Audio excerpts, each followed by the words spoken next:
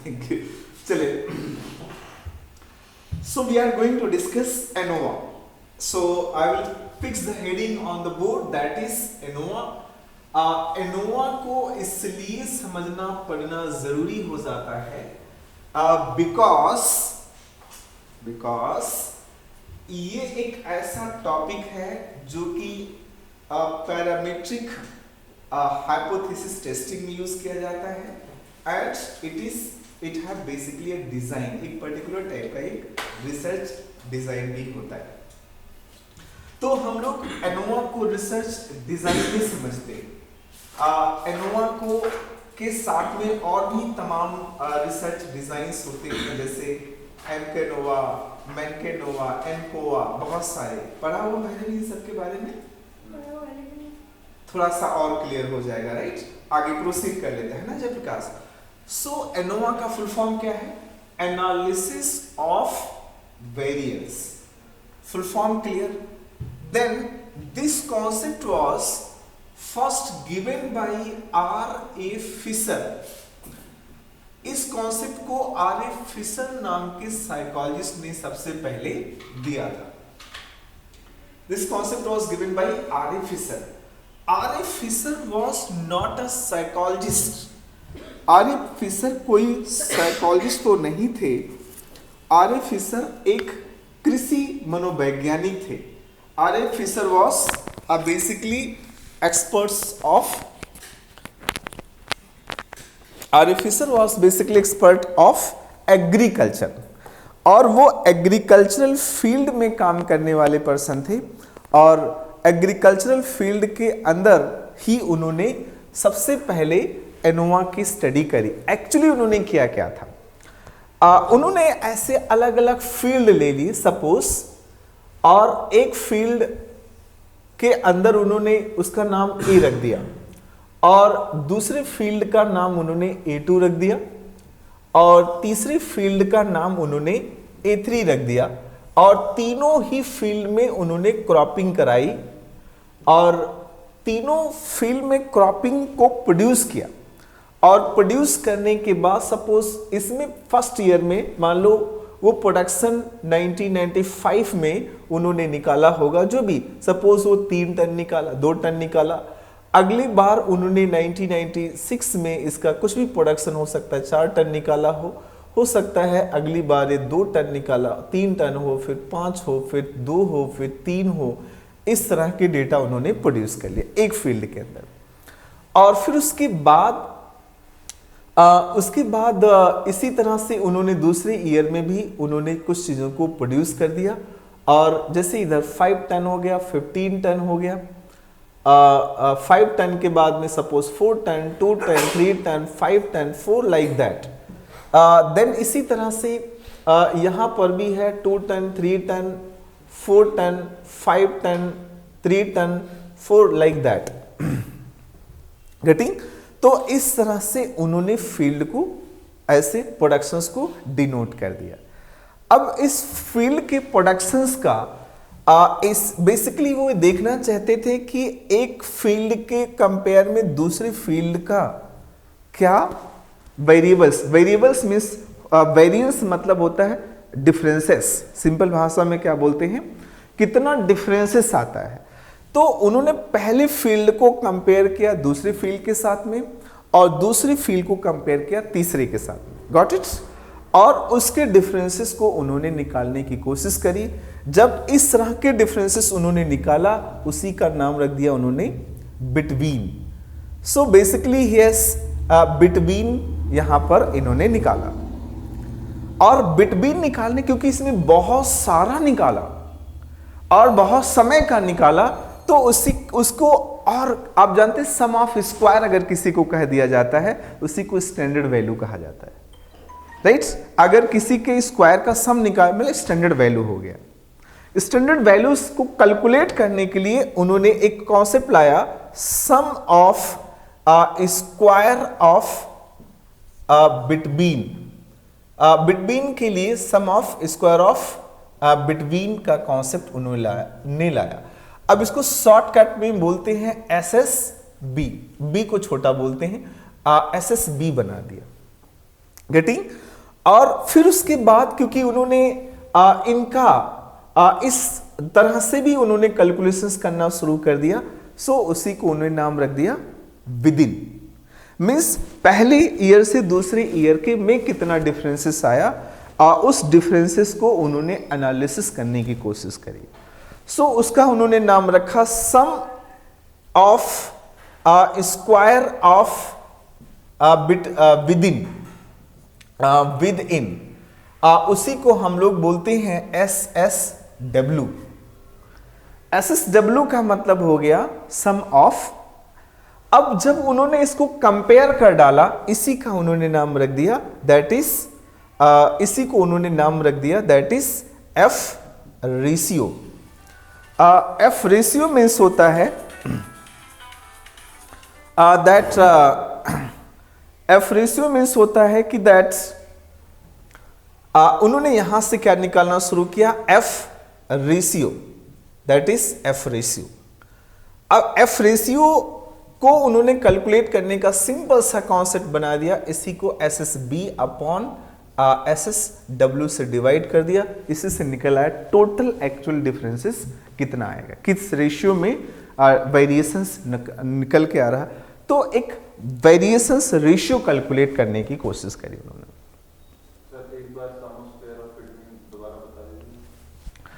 Some of square between का मतलब पहले वाली वैल्यूज को, सपोज जो भी वैल्यूज होंगी उस वैल्यूज को दूसरी वैल्यूज के साथ में, तीसरी वैल्यूज सबके साथ में ऐड करना होता है। तो मीन्स पहला पिलर दूसरे पिलर, मीन्स जितने पिलर्स हैं, पहला पिलर प्लस दूसरा पिलर्स प्लस तीसरा pillars is equal to sum of square of between. तीनों पिलर्स का सम किसका करोगे, मतलब A1 का मतलब होगा 2 + 4 + 3 + 5 जी, इनका मीन निकालना होगा जी, इनका सम, गेटिंग। तो दैट इज जी हाँ, पहले तो सम निकालना होगा, मीन तो सबसे मेजर रोल प्ले करेगा ना। मीन क्यों रोल प्ले करे, क्योंकि यहां पर सम ऑफ स्क्वायर स्टैंडर्ड वैल्यूज लिखनी हो, तो बैलेंस करने के लिए हम लोग हर किसी का मीन तो निकालना ही पड़ेगा, हर पिलर का मीन निकालो। अभी मैं समझाऊंगा, पहले सिंपल भाषा में मैं क्या बताना चाह रहा हूं कि हमें बिटवीन निकालना होता है और विद इन निकालना होता है। बिटवीन और विद इन को अगर हम कंपेयर कर देते हैं तो उसी को हम लोग बोलते हैं F रेशियो। ये बेसिक कॉन्सेप्ट था आर.ए. फिशर का था, गेटिंग। आर.ए. फिशर किसी भी तरह के ऐसे साइकोलॉजिस्ट नहीं थे, वो एक कृषि वैज्ञानिक, he was agricultural expert. But what concept has been given by him that is utilized by the all that जो ह्यूमैनिटीज सब्जेक्ट के सारे लोग इनका यूज करते हैं, और बहुत अच्छे एनालिसिस या बहुत अच्छे उन्होंने कॉन्सेप्ट्स दिए थे। उनके कॉन्सेप्ट्स इसलिए यूज होते हैं, सपोज हमारे पास एंजाइटी ले लो, एंजाइटी के 3 आपके समय की एंजाइटी का एनालिसिस करो।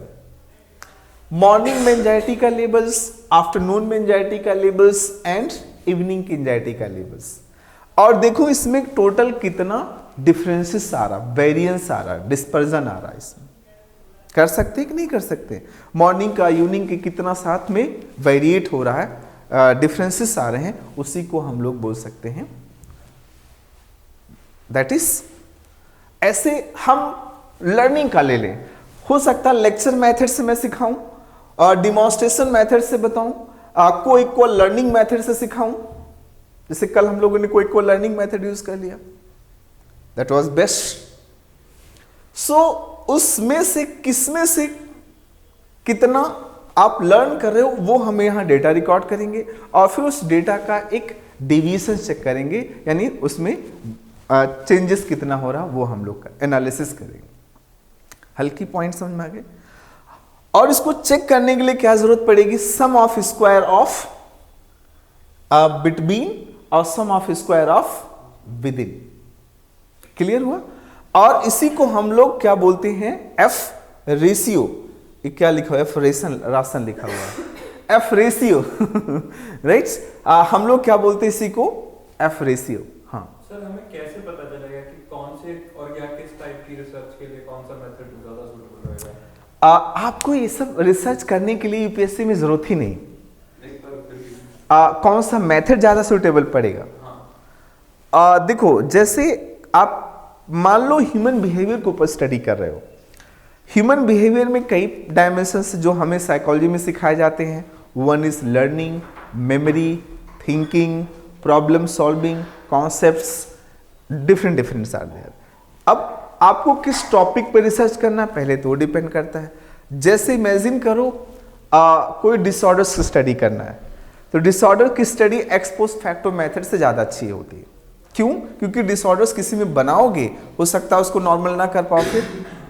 तो इसलिए जो डिसऑर्डर पहले से है, जो एग्जिस्टिंग डिसऑर्डर्स है, उसी के ऊपर जब हम लोग स्टडी करते हैं, सो दैट इज गेटिंग। अगर हमें लगे कि फर्स्ट टाइम स्टडी कर रहे हैं, तो उसको हम लेबोरेटरी में कोर्स करेंगे। क्यों लेबोरेटरी में करेंगे? बिकॉज बहुत कंट्रोल कंडीशंस रहेगा, हो सकता है उसका कोई साइड इफेक्ट पड़ जाए। और कुछ ऐसी बिहेवियर्स हैं, जैसे इमेजिन करो स्टीरियोटाइप, प्रेजुडिस, इसकी स्टडी करना चाहते हो आप, तो उसके लिए आपको कहां पर जाना पड़ेगा? फील्ड में। सो टॉपिक्स के ऊपर डिपेंड करता है कि उसको कौन सा मेथड्स आप लगाएंगे और उसके लिए क्या डिजाइन्स बनाएंगे। राइट नाउ, सो एनोवा का बेसिक कॉन्सेप्ट से अब इसी को टेक्निकली मैं समझाऊंगा आपको। राइट, टेक्निकली सिंपल वर्ड में समझ में आ गया एनोवा क्या होता है?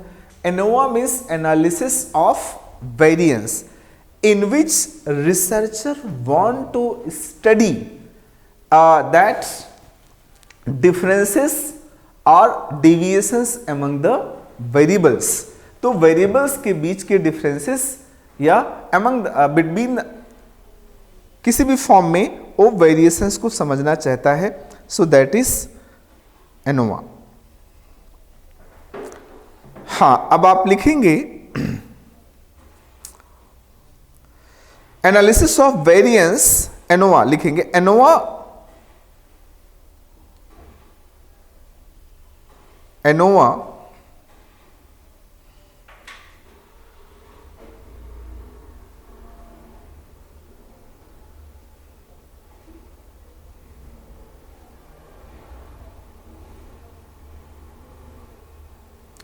ANOVA means a statistical techniques in which variation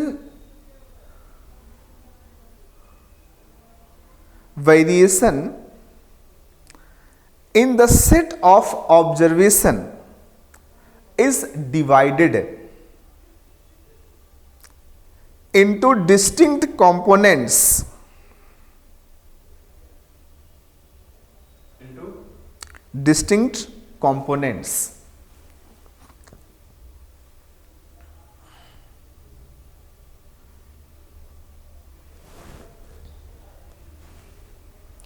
right? So ANOVA determine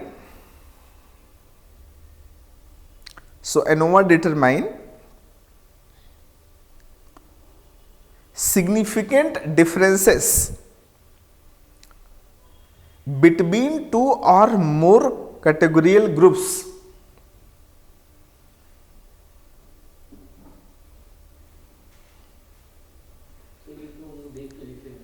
कहाँ लिखा हुआ? उसमें नहीं लिखा हुआ। लिखो ना, छूट रहा है क्या? डिफाइनिंग तो बताना पड़ेगा ना, लिखाना पड़ता है, राइट? हाँ, खैर आगे आ जाओ। सिग्निफिकेंट डिफरेंसेस बिटवीन टू और more categorical groups by testing for difference of mean using variance. By testing for difference of mean for differences by testing for differences of mean by using variance, यानी जो variance का use करके हम लोग दो groups के बीच के डिफरेंसेस को कैलकुलेट करते हैं।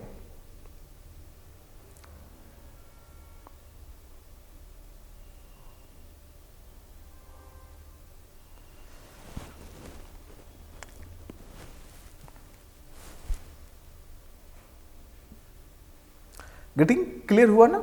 अब आप इसके एजम्पशंस लिखो, क्योंकि एजम्पशंस सबसे ज्यादा इंपॉर्टेंट होता है किसी भी रिसर्च के लिए। So what are the assumptions, समझते जाए। पहला एजम्पशंस ये होना चाहिए, समझो पहले, फिर उसी एजम्पशंस लिखना और बनाना सीखेंगे हम लोग। देखो भैरवी, एजम्पशंस में each variables and it's component should be independent. Means पहला वाला डेटा दूसरे वाले डेटा से कॉरेलेट नहीं होना चाहिए। कॉरेलेट का मतलब डिपेंडेंट नहीं होना चाहिए, वो दोनों डेटा की अपनी इंडिपेंडेंट वैल्यूज हों। गेटिंग?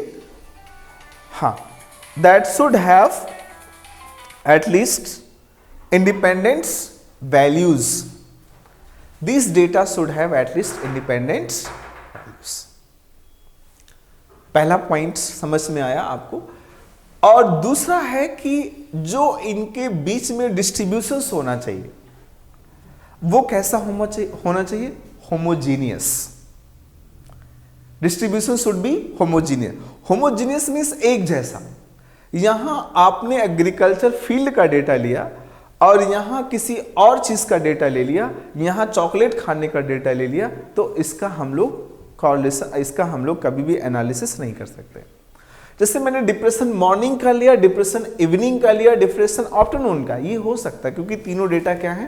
होमोजीनियस है, तो ओवरऑल डिप्रेशन के ही। तो होमोजीनियस होना चाहिए एक अच्छे रिसर्च में, ये भी जरूरी है। देन इनकी जो देखो मैंने टेबल्स बनाई हैं, ये बराबर होना चाहिए। अगर बाय द वे इसमें कम हो जाए तो इसका कभी भी एनोवा नहीं निकलेगा। इसका एनालिसिस, इसको बोलते हैं कि all the set of data should be equal, equivalent. सारे डेटा कैसा होना चाहिए? इक्विवेलेंट होना चाहिए। एंड लैक ऑफ एम्बिग्विटी, क्योंकि जितना एम्बिग्युअस डेटा रहेगा उतना पुअर एनालिसिस होगा, क्योंकि हमें डिफरेंसेस कैलकुलेट करना ना। एम्बिग्युअस का मतलब he is she but he is not she, she is not he, that is ambiguous. Have you notice is that और नॉट? अगर he is he then it is not ambiguous, she is she then it is not ambiguous. But the confusion is, समझ में आ गया होगा, human behaviour में ऐसा situations आता है। So that what I suggest to you कि जब आप इस तरह का एनालिसिस कर रहे हो, एटलीस्ट 5 एजम्पशन, 4 एजम्पशंस को you can mention. So what are that assumption? First, distribution should be normal. आप लिखेंगे in a ANOVA distribution should be normal.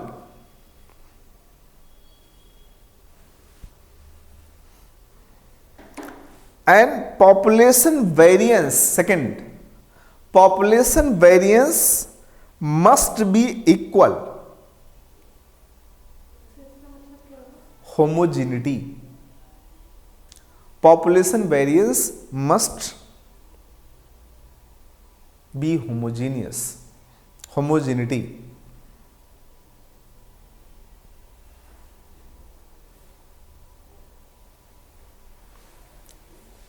Homogeneity.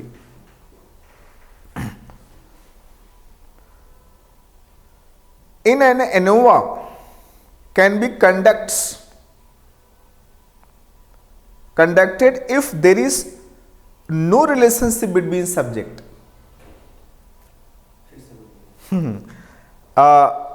ऐसे बोल सकते हैं, no relationship between subject, means ambiguous नहीं होना चाहिए। लैक ऑफ एम्बिग्विटी बोल दो Bhairavi, that should be lack of ambiguity. अगर एम्बिग्युअस हो गया तो उसको हम लोग एक अच्छा नहीं बोलेंगे। Got it? अब आप नोट्स खोलो एक बार, थोड़ा सा नोट्स भी देखते चलें। आईविस की मेंशन होगा। मीनिंग ऑफ एनोवा इसमें लिखा है कि नहीं? लिखा है। और एजम्पशंस मैंने पहले बता दिया।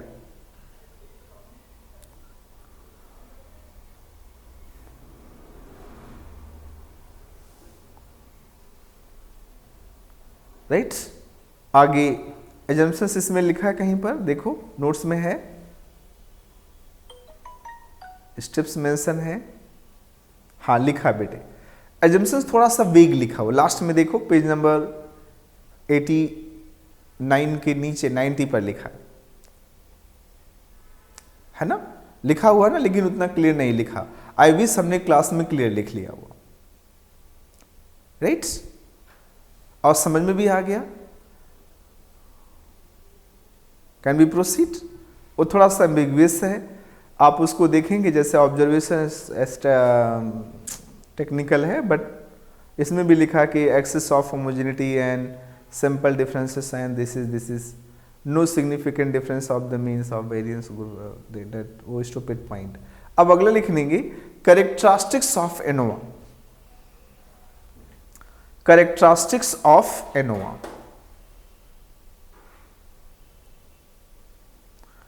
या कैरेक्टरिस्टिक्स ऑफ एनोवा।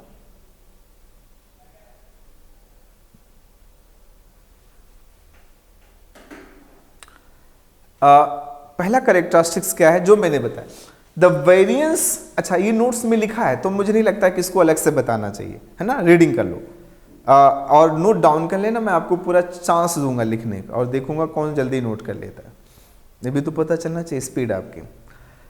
पहला है the variance is measured of variability which indicate among the groups और between the groups differences as well as within the groups. इसका मीनिंग समझ में आ गया कि इसमें बेटे बिटवीन और विद इन का ही डिफरेंसेस हम ओवरऑल देखते हैं।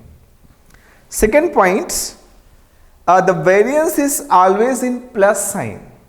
ये दूसरा पॉइंट लिख देना, वेरिएंस कैसा होना चाहिए, प्लस साइन में होना चाहिए। मीन्स यहां जितने भी हमने नंबर्स लिखे हुए हैं, कौन से नंबर्स लिखे हुए हैं हमरीत, प्लस में, और माइनस में नहीं, नेगेटिव में, प्लस में। देन एक तरह से क्योंकि स्क्वायर करना फिर आगे वैसे भी प्लस हो जाए। The variance is like an area, एक एरिया जैसा होता है। While SD is directional like length, breadth has directional. Standard deviation एक डायरेक्शनल होता है। डायरेक्शनल क्यों होगा? क्योंकि हम लोग एक कैलकुलेशंस की तरफ जा रहे होते हैं, डिफरेंसेस कैलकुलेट करने जा रहे होते, तो शॉर्टकट में है SD डायरेक्शनल होगा, स्टैंडर्ड डेविएशन डायरेक्शनल होगा। NPC आप डायरेक्शन देखते हैं, प्लस की तरफ जाएगा माइनस की तरफ, बट यूजुअली राइट साइड में जाता है। The score on normal curves shows the terms of unit. Normal curves जो होते हैं either it should be side of right side, ज़्यादातर राइट साइड होगा और left side, but usually it is right side. NPC तो पता है ना, पढ़ा था कि नहीं पढ़ा था? एनपीसी पर इसकी राइट साइड में जाएगा। Then the variance remain the same by adding और subtracting a content in a set of data. तो वेरिएंस अगर इस डेटा को हम ऐड करें, सब्ट्रैक्ट करें, तो फिर भी वो रिमेन सेम रहना चाहिए, कोई फर्क ना पड़े। Variance means differences of between and with in same होगा, तभी जाकर के हम कह सकते हैं हमारा रेशियोज करेक्ट आया। ये तो बेसिक बातें हो गई एनोवा के बारे में। क्लियर हुआ यहां तक? आगे प्रोसीड कर लेते हैं हम लोग next part, that is the, अब इसकी कैलकुलेशंस के ऊपर चलेंगे हम लोग और देखेंगे कि कैसे इसकी हमें कैलकुलेशंस करनी होती है। करें कैलकुलेशन करना नहीं है, वैसे मैं I am not a mathematics teacher, मैं आपको क्विकली वैल्यूज बताऊंगा कि कैसे इसको करना होता है। Can be proceed? चले, सो क्वेश्चंस नोट कर लीजिएगा। आई थिंक ये बुक वाला ही नोट कर सकते हैं आप, जो इसमें दिया गया है, राइट। इसमें जो वैल्यूज हैं वही सीधा नोट कर लीजिए, that is a too much better for us. जैसे एक क्लास है, एक क्लास में 3 ग्रुप के ऊपर एक्सपेरिमेंट हुआ, और वो एक ग्रुप है आर्ट ग्रुप का, दूसरा ग्रुप है कॉमर्स ग्रुप और तीसरा ग्रुप है साइंस ग्रुप। और ये तीनों ग्रुप्स के डेटाज हमें ले करके इनके ऊपर हमें कंपेयर करना है। अब वो 3 ग्रुप्स के जो डेटा किस चीज के डेटा लिए गए, इंटेलिजेंस स्कोर के डेटा लिए गए, और इत्तेफाक से इसमें नंबर्स हैं 5। सो हम लोग इस टेबल को यहां पर बना लेते। खैर यही टेबल हम कंटिन्यू कर लेते हैं, क्यों नया बनाए, है ना। तो प्रोसीड कर लेता हूं मैं इसी टेबल को, 1 2 3 4 5, तो बाकी मैं इसको मिटा देता हूं और इसको भी मिटा देता हूं क्योंकि इसमें हमें नया डेटा डालना है, right. So I will erase and I will do new data, ठीक है। सो पहले ग्रुप में कितने हैं बेटे, 15। 8 ग्रुप्स में कितने हमारी वैल्यूज है, 15। 1 5, here is 14, here is 14, and here is 11, here is 12, and last is 10, ठीक है। अब इसमें होमोजीनियस कैसे हो गया, क्योंकि सब इंटेलिजेंस स्कोर ही है। Then 12, 14, again here is 10, 13, and here is 11. Then there is 12, 15, and there is 14, other is 10, other is 10. So ये डेटास हमें दिए गए। अब सबसे पहले इस डेटा का हमें जो कुछ करना होता है वो मैं आपको बोलता हूं। पहले इन सारे डेटा का आपको क्या निकालना पड़ता है, मीन। तो यहां पर आप सीधा लिख देंगे इसके मीन, और इसको भी लिख देंगे मीन, और इधर भी क्या लिख देंगे भैरवी, मीन, और इधर भी हम लोग क्या लिख देंगे, मीन। मीन सारे डेटास का आपको क्या निकालना है, सबसे पहला काम मीन निकालना है। निकाल लोगे अंकित, कैसे निकालोगे बताओ इसका, sum of the number upon the observations. तो कैलकुलेट कर लिया इसका मीन निकाल करके। So what we have find by this mean, इसके मीन से ये निकल करके आया that I will note its mean, its mean is 62 divided by 5, so that is 12.4 आ गया। ये नोट्स में लिखा है, मैं कुछ नहीं कर रहा हूं, बस सिर्फ मेरा पॉइंट है। आप क्योंकि सॉल्व करोगे तो आधे घंटे लगेगा, और वो आपको एग्जाम में बैठना नहीं, हाँ बट एक पूरा प्रोसेस तो मालूम ही होना चाहिए। देन सेकेंड मीन, दूसरे का जो मीन आएगा दैट विल बी 12.0, है ना। मैं तो चीटिंग 12 ही आएगा ना, तो 0.0 लग दे राइट। देन थर्ड मीन आया 12.2, तो मीन्स 3 मीन हमारे निकल करके आ गए। यहां तक क्लियर हुआ। अब इस मीन के बाद जो ये वैल्यूज हैं इसकी स्क्वायर वैल्यूज निकालनी पड़ेगी। किसकी वैल्यूज, स्क्वायर वैल्यूज। इस स्क्वायर वैल्यूज को हम लोग सपोज ये x है तो यहां पर a स्क्वायर वैल्यूज कर सकते, यहां पर लिखेंगे a2 square values, and a3 की हमें क्या लिखना है, स्क्वायर वैल्यूज। हाँ, हर इंडिविजुअल वैल्यूज को स्क्वायर, जैसे 2 का इसका 15 का स्क्वायर कितना होगा अंकित, इसका है इतना कम मैथमेटिक्स अच्छा, तो फिर इस महीने मैं सही हूं, एटलीस्ट मुझे 20 तक याद, और आपको भी बस, हाँ तो 196 ही होना चाहिए। अच्छा मैंने गलती से लिखा हुआ। ये कितना होगा हमरीत, 1 to 1, इसका 144, इसका 100, इसका 144, इसका 196, इसका 100, इसका 169, राइट। और इसका कितना होगा 1 to 1, 1 to का 1, इसका कितना होगा 144, इसका कितना होगा 2 to 5, इसका 196, इसका 100, इसका 100। Got it? जी बेटे, इनका भी मीन निकालना अभी बता रहे हैं। ये तो समझ में आ गया, यहां तक क्लियर। एक बार साइड में स्टेप भी लिखते जाइए। स्टेप भी लिखते जाऊं। ओके, तो first of all first step क्या करना है, पहले इनका सम निकालना है। तो लिखो, first we will calculate the sum of each column. हर कॉलम का सम निकालेंगे। लाइक पहले का सम आया था 62, डायरेक्ट मैं लिख देता हूं यहां पर 62, और 62 को 5 से डिवाइड करेंगे तो इसके नीचे उसका मीन आ जाएगा, दैट इज 12.2, 12.4 नॉट 2। और इसका भी, इसके नीचे पहले सम लिख दो, कितना आ जाएगा इसका सम, दैट इज 60 पूरे के पूरे 60 आ गया। अब इसको भी डिवाइडेड बाई 5 कर दोगे तो क्या आ जाएगा 12 पूरे के पूरे। इसका भी सम पहले निकाल दो, that is again it is equal to 61, तो इसके नीचे भी मीन आ गया, दैट इज 12.2। यहां तक क्लियर। पहला स्टेप, हाँ पहला स्टेप सम करते हैं, सम ऑफ ऑल कॉलम्स या सम ऑफ ऑल कॉलम्स। सारे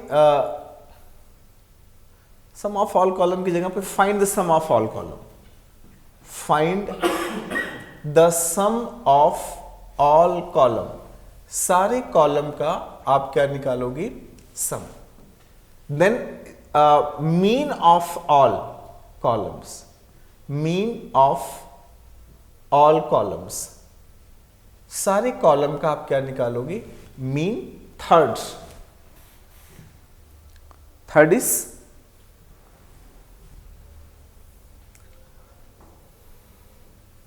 स्क्वायर ऑफ ऑल एंगल्स क्या चीज, स्क्वायर ऑफ ऑल एंगल्स भी वैल्यूज। हाँ, then square of all individuals, सबका क्या निकालेंगे आप, स्क्वायर्स ऑफ ऑल इंडिविजुअल्स, सारी का इंडिविजुअल्स निकाल देंगे। Got it. अब नेक्स्ट है, हमें करेक्शनल वैल्यूज निकालनी। क्या निकालनी है आपको, स्क्वायर क्यों निकाल रहे हैं? कौन सा बेटी, स्क्वायर क्यों निकाल रहे हैं? इस सारे स्क्वायर क्यों निकालें, क्योंकि ओवरऑल हमें जो डेविएशन से निकालना होता है वो स्टैंडर्ड वैल्यू से डेविएशन निकालना होता है। जैसे मैं कहूं कि मेरे घर में 5 लोग हैं और 5 लोगों की चपाती खाने की आदत है, कोई 2 खाएगा, कोई 4 खाएगा, कोई 3 खाएगा, लेकिन एक स्टैंडर्ड तो निकाल लेंगे कितनी चपाती से कोई ज्यादा खा रहा है। तो स्टैंडर्ड के लिए हमें क्या निकालना पड़ेगा, मीन या स्क्वायर। तो खैर हमने इनका मीन निकाला। अब उसके बाद हमें निकालना होता है करेक्शनल टर्म्स। क्या निकालने होंगे बेटे, करेक्शनल टर्म्स। तो अब पहला step, next step is we will calculate correctional terms. हाँ, करेक्शनल टर्म्स या करेक्शनल टर्म्स निकालने की कोशिश करें। अब करेक्शनल टर्म्स कैसे निकलेगा वो सीखो। करेक्शनल टर्म्स का मतलब पहले वाला कॉलम्स का कितनी वैल्यूज है, यहां पर फर्स्ट कॉलम की वैल्यूज कितनी है, 60। नहीं, करेक्शनल टर्म्स में बता रहा हूं, पहले 62 है और दूसरे के कॉलम की कितनी वैल्यूज है, तीसरी कॉलम की 61।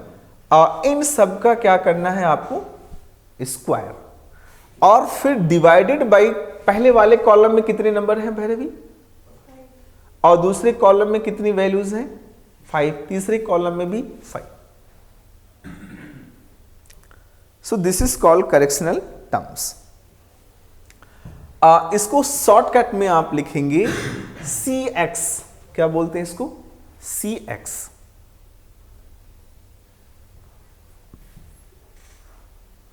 That we write shortly CX। तो जो Cx आया, अब इसकी वैल्यूज को हमने यहां लिख सकते हैं हम लोग Cx is equal to directly means in सबका, जयप्रकाश इन सबका सम कर दिया, सम करके स्क्वायर कर दिया, स्क्वायर करने के बाद फिर डिवाइडेड बाय टोटल नंबर कर दिया, कितने आ गए उसी को हम लोग Cx बोल दिए। तो सर इसमें सम ऑफ टोटल नंबर और डिवाइडेड बाय, हाँ, sum of the total numbers divided by the numbers, sum of the total number then we square, sum of square of the total numbers divided by the numbers, sum of square of the total numbers divided by its number। ये तो 15 14 का plus करके 62 1 था, कौन सा? उसके बाद square भी हो जाएगा। हाँ, स्क्वायर लिखा ना यहाँ देखो, स्क्वायर सम ऑफ, सिर्फ ऊपर वाले की वैल्यूएशन उसकी है या फिर ओवरऑल जो सारा हमने इक्वेशन बनाया उसका? इन सब का पूरा नंबर ऐड करके, नहीं, जो हमने नीचे डिवाइडेड बाय का जो इनका नहीं, इनका सिर्फ ऊपर वाला, सिर्फ ऊपर का। Got it? 2 to 3.6 हाँ, ज्यादा आएगा। हाँ 2 to, हाँ सही बोला आपने, 2 to 3 to 3.6 आया, ठीक है, 2 to 3.6 Cx निकल गया। अब सम ऑफ स्क्वायर ऑफ टोटल निकालो, क्या निकालेंगे? SST बोलते हैं इसको। अगला स्टेप नंबर 5, SST में हम अगला लिखेंगे SST, क्या लिखेंगे? SST, सोशल साइंसेस मत लिख देना। SST मीन्स हो गया sum of total of, that is SST, sum of square of total, sum of square of total, right means का stretch है बेटे, sum of square of total. इसका मतलब ये हुआ कि जो हमने ये वाली स्क्वायर की हुई वैल्यूज है और ये स्क्वायर की हुई वैल्यूज हैं और ये वाली स्क्वायर की हुई वैल्यूज हैं, इन सबका क्या निकालेंगे? Sum. Clear? Means sum of square of the total